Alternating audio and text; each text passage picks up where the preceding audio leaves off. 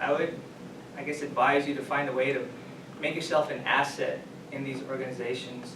Don't just kind of go there and just do the checklist that they give you and just do the day-to-day things, but try to figure out a way that you can integrate yourself into these places to where you become an asset. I guess they could see what you could bring to the organization. I specifically help with something called meaningful use, which is something that's been implemented since the Affordable Care Act. It's changed the way that they do their medical records. Anyway, it was a project that they kind of had going, and they kind of had a couple administrators kind of doing it, but they were going over some acquisitions, and it was right in the middle of their budgeting, and so no one could really take on the project. And so I kind of saw it as an opportunity and just jumped on it and really kind of made it my own, made it my baby, and I kind of became their kind of go-to guy when it came to this. And so I think that's part of the reason that it kind of led to a job. And so my advice when it comes to internships is, if you're looking for one, network, talk to people, get your name out there. LinkedIn is a good resource. Again, in B220, you'll get help with beefing up your LinkedIn, but people really do look at that. I've had a couple messages from healthcare administration contacts that have just kind of emailed me and asked a little bit more myself and asked if we're interested in an internship. I've also had, it wasn't healthcare related, but I've also had another one telling me that they're interviewing for jobs. And so people really do look at those, not just a glorified Facebook profile for the business people, but it actually does help. And as far as when you're inside an internship, like I said, make yourself an asset, work hard, find ways that you can kind of display your knowledge. Don't just allow yourself to fall into the cliche of an intern of fetching coffees or doing little mundane tasks, but show what you can do, show what you've learned. If you haven't done an internship, you may question, I know I question when taking the classes, how much of what I'm actually learning is applicable, how much of it is really going on out there. I can say that about 90% of everything that we learn in class is things that is actually going on day to day. A lot of the acronyms, a lot of the names are actually used out there, so it really helped me to know those.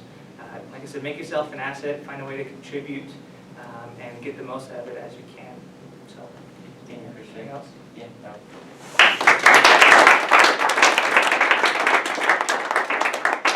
So now we're going to hear from Steve, and he's going to talk to us about LinkedIn and how we can better our LinkedIn profiles.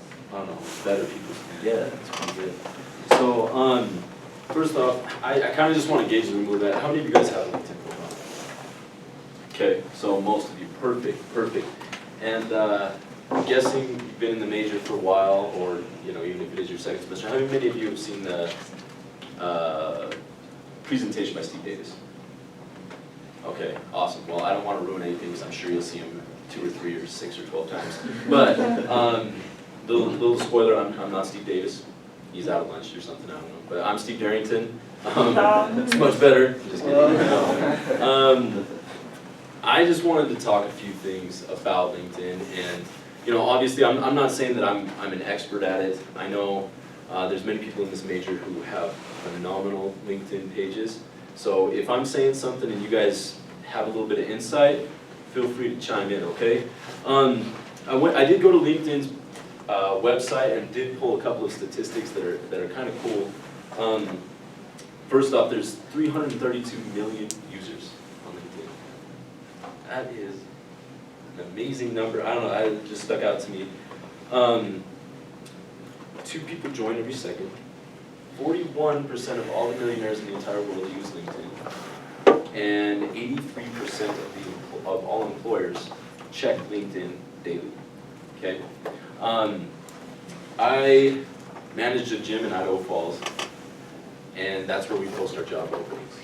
And that's how we do our background checks and all of that. So you guys, like Christian was saying, LinkedIn is not just a glorified Facebook. Okay? So I'm gonna go to mine real quick. Don't laugh, right?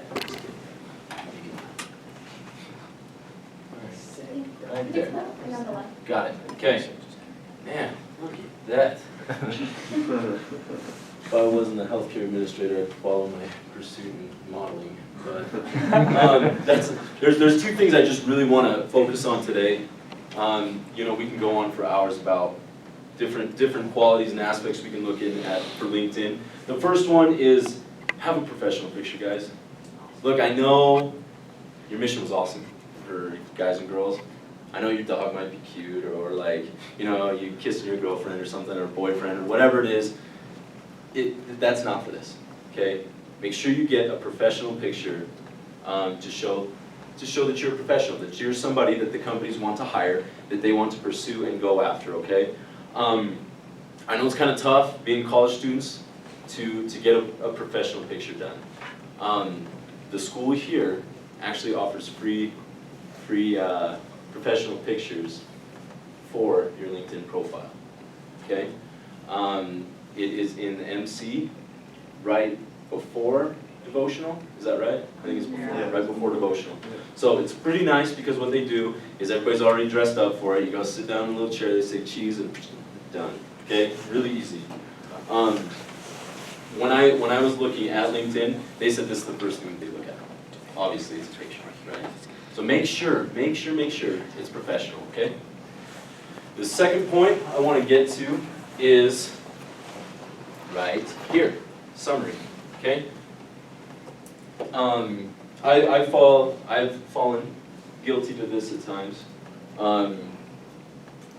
and that is, please do not post your resume under your summary, or as your summary. How many of you have done interviews before? Who's gone through the interviewing process in hiring somebody?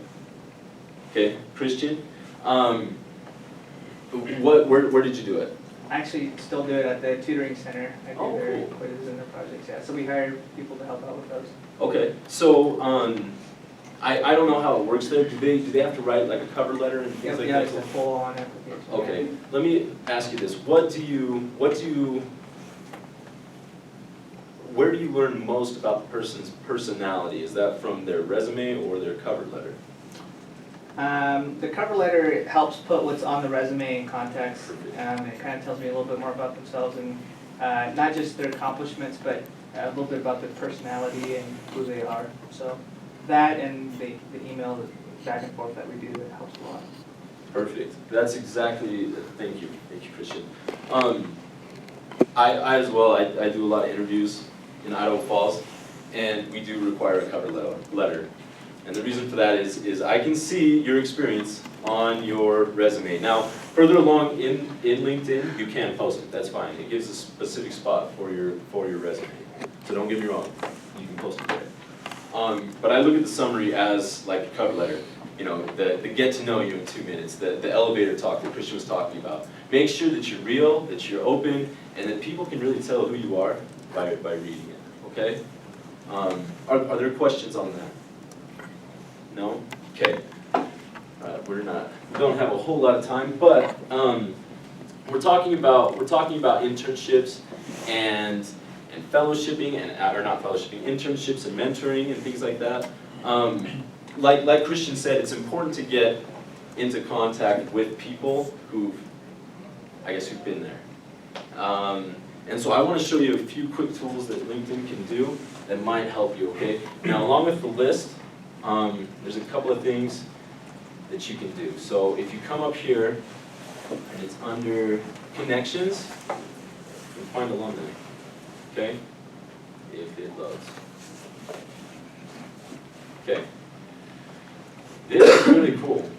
What it does is it takes all of the alumni that graduated here. Let's see, let's go from, I don't know, who was alive in 1900?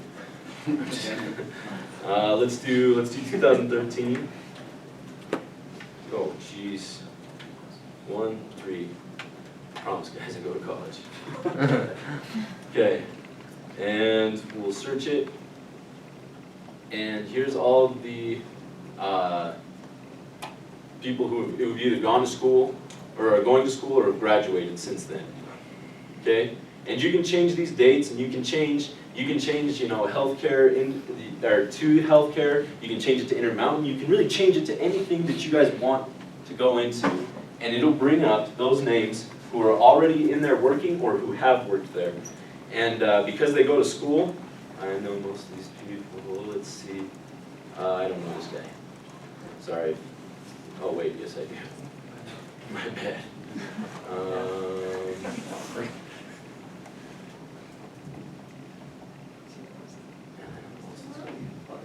Whoa. Okay, anyways.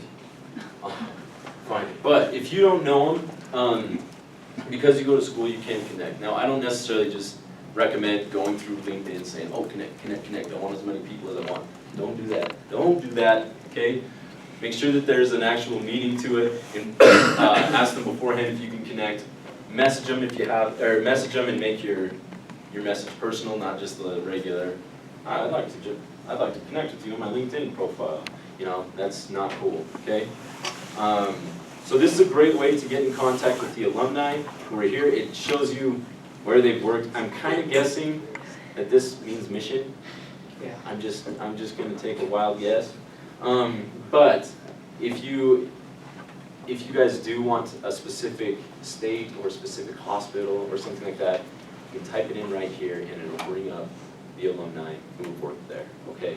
Great way to get in contact with people who have already been there, who can tell you the steps to getting there, okay? The next thing, now, I'm glad Steve's not in here because he'd probably get a little upset with me telling you guys this, okay? This is how I've actually gotten into an internship opportunity with loads. Perfect.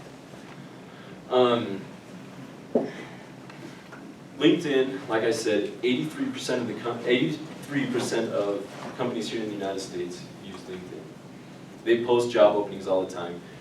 On LinkedIn as well, you can limit your search down to healthcare, hospitals, and all you know, anything that you want to go into, and it'll show if they're hiring or not. Now, me being an undergraduate, I know that some places need, you know, master's degree or you know, somewhere higher or some certifications. But that doesn't mean I can't get the name from the application. Okay, so what I did is I actually called a guy. It was in North Dakota.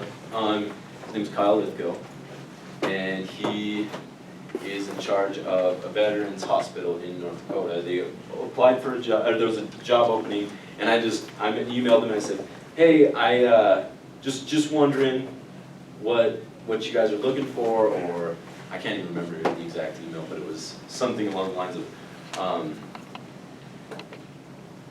basically what are your standards type thing, and he and I started emailing back and forth.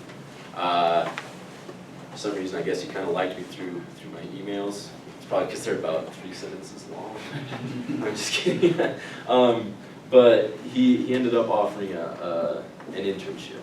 Okay, so I know that some people, I had difficulty at first understanding LinkedIn, and so I didn't use it because I was like, oh, this is nothing like Facebook. Everything I read is like 12 pages long. I'm not going to do that. But I promise you guys and girls, if you play around with it, if you familiarize yourself with LinkedIn, there are great opportunities waiting, and there's great potential by using this tool. Okay. If there's no other questions, I promise you Steve Davis will go over this with everybody probably another 2 or 3 times before you graduate. And he is always open to personal meetings to help you beef up your LinkedIn profile. And he does ask that people connect with him. So, and he's an automatic 500 plus guy. So he's a great guy to contact with. Okay? Any other questions? Perfect. Thanks, guys. Thank